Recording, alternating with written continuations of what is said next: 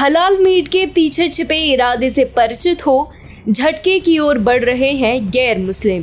केवल हिंदू और सिख नहीं, कुछ प्रतिशत मुसलमान भी अब झटका मीट का कर रहे हैं सेवन। TFI पर आपका स्वागत है और मैं दीक्षा नेगी आपको बताऊंगी कैसे अब हलाल मीट को छोड़ झटका मीट भारत में गैर मुसलमानों की पसंद बनता जा रहा है। भारतीय अर्थव्यवस्था में मीट का एक्सपोर्ट काफी बड़े मार्केट में किया जाता रहा है। गल्फ देशों से लेकर अरब तक में हलाल मीट का प्रयोग किया जाता है, लेकिन भारत में बहुसंख्यक और गैर मुस्लिम अल्पसंख्यक समाज के लोग झटका मीट पसंद करते हैं। वहीं श्रीलंका में बौद्ध समाज के लोगों के अलावा 10% मुस्लिमों ने भी हलाल मीट से किनारा कर लिया है। ऐसे में भारतीय बाजार और श्रीलंका जैसे देशों में निर्यात के लिए झटका मीट की मांग बढ़ गई है। इस झटका मीट की मांग की बढ़ोतरी में देश के मुख्यतः हिंदू और सिख समाज का योगदान रहा है, क्योंकि मुस्लिमों के एकाधिकार के चलते पहले हलाल मीट को ज्यादा तवज्जो दी जाती थी, परंतु अब ऐसा नहीं है। हलाल और झटका की बात करें तो किसी भी जानवर के मीट के लिए यदि उसे एक बार में ही मारा जाता है तो वो मीट झटका कहलाता है, तो वहीं किसी जानवर को धीरे धीरे करके मारा जाता है तो वह मीट हलाल माना जाता है। मुस्लिम समाज हलाल को ही तवज्जो देता है, जबकि हिंदू और सिख समाज के लोगों के लिए हलाल मीट को वर्जित माना गया है। ऐसे में सबसे बड़ी बात यह है कि मुस्लिमों की अधिक मांग और एकाधिकार के चलते देश में मुख्य तौर पर हलाल मीट ही बेचा जाता था और इस बारे में लोगों को ज्यादा जानकारी भी नहीं दी जाती थी।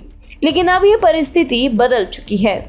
NSSO की रिपोर्ट के मुताबिक देश का 58% हिंदू, 93% ईसाई, 78% मुसलमान और 21% सिख मांसाहार का सेवन करता है।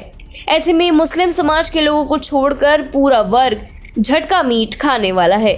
ऐसे में झटका मीट इंडस्ट्री के लिए ये पूरा वर्ग और खासकर हिंदू समाज एक बड़ी आवश्यकता है। इस मामले में एक उदाहरण के तौर पर ईश्वर सेठी नाम के शख्स ने महाराष्ट्र के पुणे में भारत का पहला नॉन हलाल झटका का फूड पार्क खोला है। उन्होंने बताया, हम यहाँ पर आए तो 2015 में, तब यहाँ किसी को नहीं पता था कि उन्हें झटका मीट परोसा जा रहा है या हलाल। हम सिख हैं और हमारे सिख समाज के लिए हलाल को वर्जित माना गया है। जिन लोगों को ये बात पता चलती है तो लोग भड़क जाते हैं। वहीं अब कई मुस्लिम भी इस बात से सहमत हैं कि हलाल ये झटका की बात बताई जा रही है। सेठी का ये बयान बताता है कि हलाल की तुलना में लोग झटका मीट को वरीयता दे रहे हैं। सेठी के फूड पार्क से एक बड़ी एयरलाइन कंपनी की केटरिंग ने करार कर रखा है। वहीं कई ग्रोसरी ऑनलाइन मार्केट में भी झटका की ही डिलीवरी की जाती है, जो कि झटका के विस्तार को दिखाता है। वहीं संसदीय कार्रवाई की रिपोर्टिंग करने वाले पत्रकार रवि रंजन अब दिल्ली में हलाल और झटका को लेकर रेस्टोरेंट और कंपनियों को सर्टिफिकेट देते हैं। उन्होंने बताया, झटका का सर्टिफिकेट उन्हीं को दिया जाता है जो झटका की प्रक्रिया के तहत ही पशुओं को मारते हैं।